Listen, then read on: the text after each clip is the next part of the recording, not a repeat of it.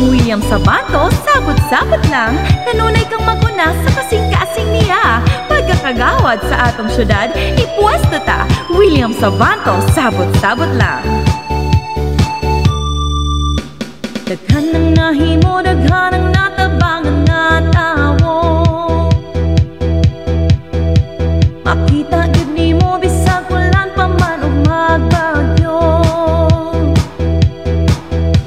Walay piliun ug walay pinalabi nga tawo. Usa na ka modelo bisag siya wala pa sa pwesto. Pagkakagawan sa atong syudad, kang William Sabato o si sabot-sabot lang. Siya mo alagad, bisan pa o kinsa katabangan yun kaniya. Pagkakagawan sa atong syudad, kang William Sabato o si sabot-sabot lang. Siya masaligan kay tanang kalistanan, iya ma'am nakayanan.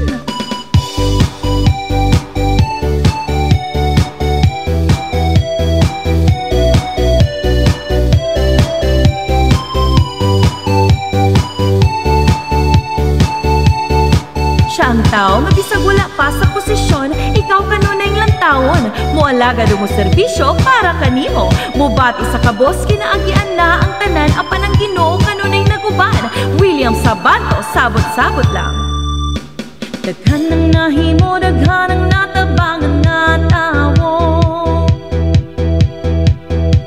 Makita gid nimo bisag ulan pa man ug magbagyo. Walay piliun ug walay pinalabi nga tawo. Usa na ka modelo bisag siya wala pa sa pwesto. Pagkakagawan sa atong syudad, kang William Sabato o si sabot-sabot lang. Siya mo alagad, bisan pa o kinsa katabangan yun kaniya. Pagkakagawan sa atong syudad, kang William Sabato o si sabot-sabot lang.